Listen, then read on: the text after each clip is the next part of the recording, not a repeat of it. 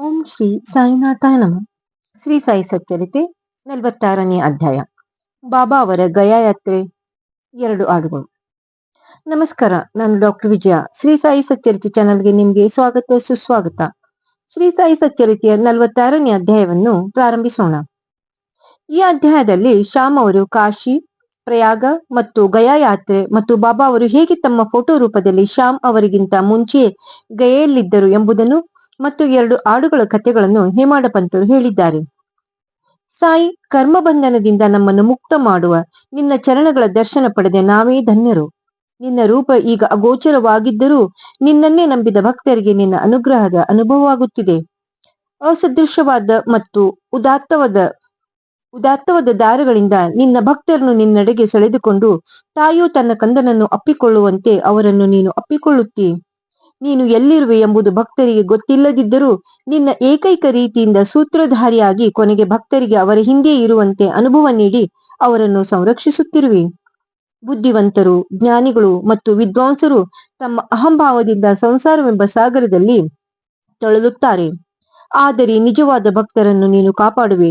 ಬಾಹ್ಯದಲ್ಲಿ ಅಗೋಚರವಾಗಿ ನಿನ್ನ ಲೀಲೆಗಳನ್ನು ನೀನು ನಡೆಸುತ್ತಾ ಅವುಗಳಲ್ಲಿ ನಿನಗೆ ಆಸಕ್ತಿ ಇಲ್ಲವೆಂದು ತೋರಿಸುತ್ತಿ. ನಿನ್ನ ಜೀವನದ ಮರ್ಮ ಯಾರೂ ತಿಳಿಯರು. ಆದುದರಿಂದ ನಮ್ಮ ಪಾಪ ನಿರ್ಮೂಲನಕ್ಕಾಗಿ ನಿನ್ನಲ್ಲಿ ತನು ಮನ ಧನಗಳನ್ನು ಅರ್ಪಿಸಿ ಯಾವಾಗಲೂ ನಿನ್ನ ನಾಮಸ್ಮರಣೆ ಮಾಡುವುದೇ ಉತ್ತಮವಾದ ಸಾಧನೆ. ನೀನು ಭಕ್ತರ ಅಭಿಷ್ಟಗಳನ್ನು ನೆರವೇರಿಸುತ್ತಿ. ಯಾರು ಮೋಹದಿಂದ ದೂರ ಇರುತ್ತಾರೋ ಅಂಥವರಿಗೆ ನೀನು ಪರಮಾನಂದವನ್ನು ದಯಪಾಲಿಸುತ್ತಿ. ನಿನ್ನ ಪವಿತ್ರ ನಾಮಾಮೃತ ಸ್ಮರಣೆಯೇ ಭಕ್ತರಿಗೆ ಸುಲಭ ಸಾಧನ. ಈ ಸಾಧನೆಗಳಿಂದ ನಮ್ಮ ರಜಸ್ ತಮ ಗುಣಗಳು ನಾಶವಾಗುತ್ತದೆ. ಸತ್ವಗುಣ ಮತ್ತು ಧರ್ಮ ಬುದ್ಧಿಯು, ವಿವೇಕವು, ವೀತರಾಗವು ಜ್ಞಾನ ಜೊತೆಗೆ ಉದ್ಭವಿಸುತ್ತದೆ. ಆಗ ನಾವು ಆತ್ಮೋನ್ಮುಖರಾಗುತ್ತೇವೆ. ಇದೇ ಗುರುವಿನಲ್ಲಿ ಮಾಡಬೇಕಾದ ಸಂಪೂರ್ಣ ಶರಣಾಗತಿ. ನಮ್ಮ ಮನಸ್ಸು ನಿರ್ಮಲವಾಗಿ ಶಾಂತ ಪಡೆಯುವುದೊಂದೇ ಇದಕ್ಕೆ ನಿದರ್ಶನ.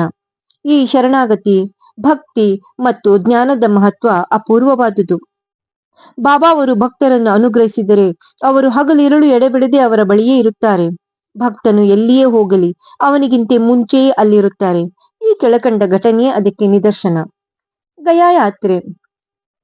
ಕಾಕಾ ದೀಕ್ಷಿತ್ ಅವರಿಗೆ ಶ್ರೀ ಸಾಯಿಬಾಬಾ ಅವರ ಪರಿಚಯವಾದ ಸ್ವಲ್ಪ ದಿನಗಳ ನಂತರ ಅವರು ತಮ್ಮ ಜ್ಯೇಷ್ಠ ಪುತ್ರನಿಗೆ ಉಪನಯನವನ್ನು ನಾಗಪುರದಲ್ಲಿ ಮಾಡಬೇಕೆಂದು ನಿಶ್ಚಯಿಸಿದರು. ಅದೇ ಸಮಯದಲ್ಲಿ ನಾನಾ ಸಾಹೇಬ್ ಚಂದೋರ್ಕರ್ ಅವರು ತಮ್ಮ ಹಿರಿಯ ಮಗನ ಮದುವೆಯನ್ನು ಗ್ವಾಲಿಯರ್ನಲ್ಲಿ ನೆರವೇರಿಸಲು ನಿಶ್ಚಯಿಸಿದರು.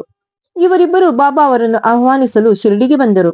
ಅವರು ಬಾಬಾ ಅವರನ್ನು ಸಮಾರಂಭಗಳಿಗೆ ಬರಲು ಬಲವಂತ ಮಾಡಲಾಗಿ ಬಾಬಾ ಶ್ಯಾಮನನ್ನು ಸಂಗಡ ಕರೆದುಕೊಂಡು ಹೋಗುವಂತೆ ಅವರಿಗೆ ಹೇಳಿ ತಾವು ಕಾಶಿ ಮತ್ತು ಪ್ರಯಾಗ ಯಾತ್ರೆ ಮಾಡು ಬರುವೆನೆಂದು ತಿಳಿಸಿದರು. ಬಾಬಾ ಅವರ ಅಪ್ಪಣೆ ಪಡೆದು ಶ್ಯಾಮ್ ಅವರು ನಾಗಪುರ್ ಮತ್ತು ಗ್ವಾಲಿಯರ್ಗೆ ಹೋಗಿ ಸಮಾರಂಭಗಳನ್ನು ಮುಗಿಸಿಕೊಂಡು ನಂತರ ಕಾಶಿ ಮತ್ತು ಪ್ರಯಾಗಕ್ಕೆ ಹೋಗಲು ನಿರ್ಧರಿಸಿದರು. ಅಪ್ಪ ಕೋತೆ ಅವರು ಕೂಡ ಶ್ಯಾಮ್ ಅವರ ಸಂಗಡ ಹೋಗಲು ನಿರ್ಧರಿಸಿದರು. ಇಬ್ಬರು ಉಪನಯನ ಸಮಾರಂಭಕ್ಕೆ ನಾಗಪುರಕ್ಕೆ ಹೋದರು. ಕಾಕಾ ಅವರು ಶ್ಯಾಮ್ ಅವರ ಖರ್ಚಿಗೋಸ್ಕರ 200 ರೂಪಾಯಿಗಳನ್ನು ಕೊಟ್ಟರು. ಅದಾದ ನಂತರ ಗ್ವಾಲಿಯರ್ ಮದುವೆ ಸಮಾರಂಭಕ್ಕೆ ಹೋದರು. ಅಲ್ಲಿ ನಾನಾ ಸಾಹೇಬ್ ಚಂದೋರ್ಕರ್ ಅವರು ಇವರಿಗೆ 100 ರೂಪಾಯಿಗಳನ್ನು ಕೊಟ್ಟರು. ಅವರ ಸಂಬಂಧಿಗಳಾದ ಜಟಾರ್ ಅವರೂ ಸಹ 100 ರೂಪಾಯಿಗಳನ್ನು ಕೊಟ್ಟರು. ನಂತರ ಶ್ಯಾಮ್ ಅವರು ಕಾಶಿ ಮತ್ತು ಅಯೋಧ್ಯೆಗೆ ಹೊರಟರು. ಅವರಿಗೆ ಕಾಶಿಯಲ್ಲಿ ಶ್ರೀ ಲಕ್ಷ್ಮೀನಾರಾಯಣ ದೇವಸ್ಥಾನದಲ್ಲಿ ಸ್ವಾಗತ ದೊರೆಯಿತು. ಅಯೋಧ್ಯೆಯಲ್ಲಿ ಶ್ರೀರಾಮ ಮಂದಿರದ ಜಟಾರ ಎಂಬ ಕಾರ್ಯನಿರ್ವಾಹಕನಿಂದ ಸತ್ಕಾರ ದೊರೆಯಿತು. ಅಯೋಧ್ಯೆಯಲ್ಲಿ 21 ದಿನಗಳಿದ್ದು ಕಾಶಿಯಲ್ಲಿ 2 ತಿಂಗಳಿದ್ದು ನಂತರ ಗಯೆಗೆ ಪ್ರಯಾಣ ಬೆಳೆಸಿದರು. ಗಯೆಯಲ್ಲಿ ಇಳಿದು ರಾತ್ರಿ ಧರ್ಮಶಾಲೆಯಲ್ಲಿ ತಂಗಿದರು. ಬೆಳಗಾಗುತ್ತಲೇ ಒಬ್ಬ ಗಯಾವಾಲ ಯಾತ್ರಿಕರಿಗೆ ವಸತಿ ಮತ್ತು ಊಟ ಸೌಕರ್ಯವನ್ನು ಒದಗಿಸುವಂತ ಅರ್ಚಕ ಬಂದು ಯಾತ್ರಿಕರು ಎಲ್ಲರೂ ಆಗಲೇ ಹೊರಟಿದ್ದಾರೆ ಎಂದು ಹೇಳಿ ಇವರಿಗೆ ಕೂಡ ಹೊರಡಲು ಹೇಳಿದನು. ಶ್ಯಾಮ್, ಗಯೆಯಲ್ಲಿ ಪ್ಲೇಗ್ ಜಾಡವೇನಾದರೂ ಇದೆಯೇ ಎಂದು ಗಯಾವಾಲನನ್ನು ಕೇಳಲು ಅವನು ಇಲ್ಲ ಎಂದು ಉತ್ತರಿಸಿದನು ಮತ್ತು ನೀವೇ ಬಂದು ನೋಡಿರಿ ಎಂದೂ ಹೇಳಿದನು. ಅನಂತರ ಅವರು ಗಯಾವಾಲನೊಡನೆ ಹೊರಟರು. ಅವನ ಮನೆಯಲ್ಲಿ ತಂಗಿದರು. ಆಗ ಶ್ಯಾಮ್ ಅವರಿಗೆ ಆನಂದವಾಯಿತು. ಅವರ ಸಂತೋಷಕ್ಕೆ ಕಾರಣವೇನೆಂದರೆ ಅವರ ಮನೆಯ ಪಡಸಾಲೆಯಲ್ಲಿ ಶ್ರೀ ಸಾಯಿಬಾಬಾ ಅವರ ದೊಡ್ಡ ಫೋಟೋ ಇದ್ದುದು. ಈ ಫೋಟೋ ನೋಡಿದ ಕೂಡಲೇ ಶ್ಯಾಮ್ ಪರಮಾನಂದ ಭರಿತವಾದರು. ಆಗ ಅವರಿಗೆ ಕಾಶಿ ಪ್ರಯಾಗ ಯಾತ್ರೆಯ ನಂತರ ಶ್ಯಾಮನಿಗಿಂತ ನಾನು ಮುಂದಿರುತ್ತೇನೆ ಎಂದು ಹೇಳಿದ ಬಾಬಾ ಅವರ ಮಾತಿನ ನೆನಪು ಮೂಡಿತು. ನಯನಗಳಲ್ಲಿ ಆನಂದ ಬಾಷ್ಪ ಹುಟ್ಟಿತು. ರೋಮಾಂಚನವಾಯಿತು. ಕಂಠವು ಗದ್ಗದವಾಯಿತು. ಅವರಿಗೆ ಪ್ಲೇಗ್ ಹೆದರಿಕೆ ಆಗಿರಬಹುದೆಂದು ಗಯಾವಾಲ ಗಾಬರಿಯಾದನು. ಆಗ ಶ್ಯಾಮ್ ಅವರು, ಈ ಫೋಟೋ ಎಲ್ಲಿ ದೊರಕಿತು ಎಂದು ಗಯಾವಾಲನ್ನು ಕೇಳಲು, ಅವರು, ಮನಮಾಡ್ ಮತ್ತು ಪುಣ್ಯ ತಾಂಬಿಗಳಲ್ಲಿ ಗಯಾ ಯಾತ್ರಿಕರಿಗೆ ನೆರವು ನೀಡುವ ಸುಮಾರು 200-300 ಜನ ನನ್ನ ನೌಕರರಿದ್ದಾರೆ. ಅವರಿಂದ ಬಾಬಾ ಅವರ ಕೀರ್ತಿ ತಿಳಿಯಿತು. ಸುಮಾರು 12 ವರ್ಷಗಳ ಹಿಂದೆ ನಾನು ಬಾಬಾ ಅವರ ದರ್ಶನ ಪಡೆಯಲು ಶಿರಡಿಗೆ ಹೋಗಿದ್ದೆ. ಆಗ ನನಗೆ ಶ್ಯಾಮ್ ಎಂಬವರ ಮನೆಯಲ್ಲಿ ತೂಗು ಹಾಕಿದ್ದ ಬಾಬಾ ಅವರ ಫೋಟೋದ ಮೇಲೆ ಆಶೆ ಹುಟ್ಟಿತು. ಬಾಬಾ ಅವರ ಅಪ್ಪಣೆ ಪಡೆದು ಶ್ಯಾಮ್ ಅವರು ಅದನ್ನು ನನ್ನ ಕೈಯಲ್ಲಿ ಇಟ್ಟರು. ಇದೇ ಈ ಫೋಟೋ ಎಂದರು. ಆಗ ಶ್ಯಾಮ್ ಅವರಿಗೆ ಎಲ್ಲವೂ ನೆನಪಾಯಿತು. ಗಯಾವಾಲ ತನ್ನ ಮನೆಗೆ ಬಂದಿರೋ ವ್ಯಕ್ತಿ ಶ್ಯಾಮ್ ಎಂದು ತಿಳಿದ ಮೇಲೆ ಆನಂದಭರಿತವಾದರು. ಅವರಿಬ್ಬರು ಬಹುಕಾಲ ಸಂಭಾಷಿಸಿದರು. ಗಯಾವಾಲ ಶ್ಯಾಮ್ ಅವರನ್ನು ಸಕಲ ಮರ್ಯಾದೆಗಳಿಂದ ಸತ್ಕರಿಸಿದನು. ಅವನು ಬಹಳ ಶ್ರೀಮಂತನಾಗಿದ್ದನು. ತಾನು ಪಲ್ಲಕ್ಕಿಯಲ್ಲಿ ಕುಳಿತು ಶ್ಯಾಮ್ ಅವರನ್ನು ಆನೆಯ ಮೇಲೆ ಕೂಡಿಸಿ ಅವರ ಸಕಲ ಅನುಕೂಲತೆಗಳನ್ನು ಗಯೆಯಲ್ಲಿರುವ ತನಕ ಪ್ರೀತಿಯಿಂದ ನೋಡಿಕೊಂಡನು. ಬಾಬಾ ಅವರ ಮಾತುಗಳು ಅಕ್ಷರಶಃ ಸತ್ಯವಾಗಿ ಅವರು ಹೇಳಿದಂತೆ ನಡೆಯುತ್ತದೆ ಎಂಬುದೇ ಈ ಕಥೆಯ ನೀತಿ. ಅವರು ಸಕಲ ಜೀವಿಗಳಲ್ಲಿಯೂ ಸಮಪ್ರೀತಿಯುಳ್ಳವರಾಗಿ ಅವುಗಳಲ್ಲಿ ಐಕ್ಯರಾಗಿದ್ದರು. ಈ ಕೆಳಗಿನ ಘಟನೆಯು ಇದನ್ನು ಸ್ಥಿರಪಡಿಸುತ್ತದೆ. 2 ಆಡುಗಳು. ಒಂದು ಸಾರಿ ಬಾಬಾ ಅವರು ಲೇಂಡಿ ತೋಟದಿಂದ ಹಿಂತಿರುಗಿ ಬರುವಾಗ ಒಂದು ಆಡಿನ ಹಿಂಡು ನೋಡಿದರು. ಅವುಗಳಲ್ಲಿ 2 ಮಾತ್ರ ಬಾಬಾ ಅವರನ್ನು ಆಕರ್ಷಿಸಿದವು. ಆಗ ಅವುಗಳ ಹತ್ತಿರ ಹೋಗಿ ಅವುಗಳನ್ನು ಮುದ್ದಾಡಿ 32 ರೂಪಾಯಿಗಳನ್ನು ಕೊಟ್ಟು ಅವುಗಳನ್ನು ತೆಗೆದುಕೊಂಡರು. ಭಕ್ತರಿಗೆ ಬಾಬಾ ಅವರ ಈ ವಿಚಿತ್ರ ರೀತಿ ಅರ್ಥವಾಗಲಿಲ್ಲ. ಈ 2 ಆಡುಗಳಿಗೆ ಹೆಚ್ಚೆಂದರೆ 8 ರೂಪಾಯಿ ಬೆಲೆ ಕೊಡಬಹುದು ಎಂದು ಅವರು ತಮ್ಮೊಳಗೆ ಪಿಸುಗುಟ್ಟಿದರು. ಆದರೆ ಯಾರಿಗೂ ಬಾಬಾ ಅವರನ್ನು ಕೇಳುವ ಧೈರ್ಯವಿರಲಿಲ್ಲ. ಬಾಬಾ ಅವರು ಸುಮ್ಮನಿದ್ದರು. ಶ್ಯಾಮ್ ಮತ್ತು ತಾತ್ಯ ಕೋತಿ ಅವರು ಧೈರ್ಯದಿಂದ ಬಾಬಾ ಅವರಿಗೆ ಈ ಬಗ್ಗೆ ಪ್ರಶ್ನಿಸಿದರು.